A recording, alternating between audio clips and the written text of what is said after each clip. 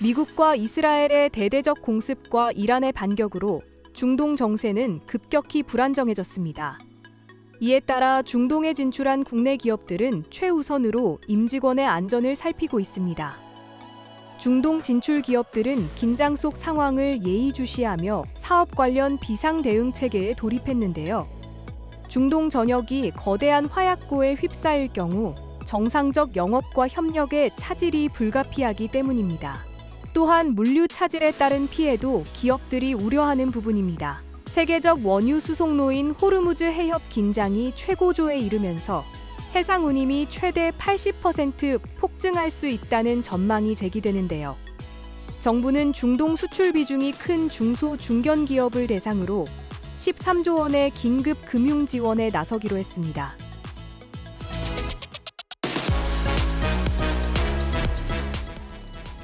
정부가 정장형 교복 폐지를 공식화했습니다. 대통령이 교복 가격을 콕 집어 지적한 지 딱 2주 만입니다. 올해 교복 가격 상한가는 전년과 동일한 34만 4,530원입니다. 여기에 체육복과 생활복, 여분 셔츠까지 사면 60만 원이 훌쩍 넘습니다. 각 시도 조례로 교복비까지는 지원해준다지만 부담은 여전합니다. 이에 등하교 때만 입는 정장형 교복 대신 자주 입는 활동복과 체육복에 지원을 더하자는 겁니다.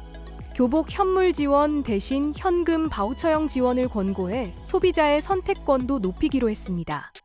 또 지역 소상공인으로 구성된 생산자 협동조합 등 새로운 주체를 참여시켜 공급 가격 합리화도 도모합니다.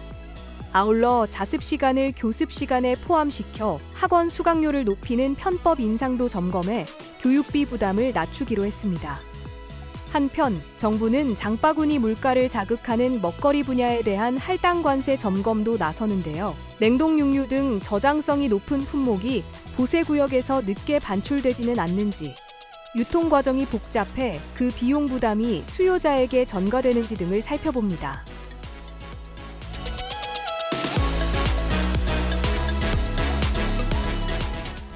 중소벤처기업부와 기후에너지환경부가 공동으로 기후테크 혁신연합을 출범했습니다. 기후테크 혁신연합은 환경 문제를 해결하는 동시에 경제적 가치를 창출하는 기술, 이른바 기후테크 산업을 육성하기 위한 정부와 공공기관, 기업의 소통 창구입니다. 기후테크 혁신기업과 공공기관, 투자업계 관계자들이 함께 논의한 정책 아이디어를 클린, 카본테크 등 5개 분야로 나눠 수시 모임을 통해 구체화할 계획입니다. 자금 지원 확대, 기후 테크별 실증단지 조성 등 기업 창업과 성장 공간 마련, 혁신을 위한 선제적 제도 정비와 규제 혁신 등 구체적인 대안도 마련하는데요. 앞으로 정부는 제한된 금융 투자와 기술 지원, 제도 개선 의견을 반영해 기후테크 산업 육성 대책을 수립할 방침입니다.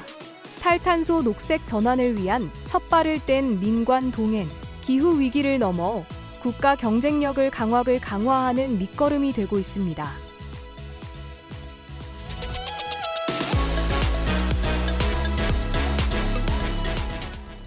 지난달 말부터 농어촌 기본소득 시범 사업이 시작됐는데요. 주민 1인당 월 15만 원을 지급하고 이를 최대 6개월 내 해당 지역에서 사용하도록 해 지역 경기가 살아날 것이라는 기대감이 큽니다. 전북 장수군에서 제1호 기본소득을 전달한 것을 시작으로 순창과 영양, 연천과 정선 등 전국 10개 군에서 순차적으로 월 15만 원의 농어촌 기본소득이 지급됩니다. 시범지역으로 선정된 10개 지역 인구가 선정 이전보다 1만 4천여 명 증가하는 등 벌써부터 정책 효과가 나타나고 있습니다. 특히 전입자의 43%가 수도권과 인근 대도시에서 유입됐다는 점에서 인접지 간 인구 뺏어오기와는 거리가 있었습니다. 정부는 현장 조사반을 운영하는 등 실거주를 철저히 확인해 부정수급을 막을 계획입니다.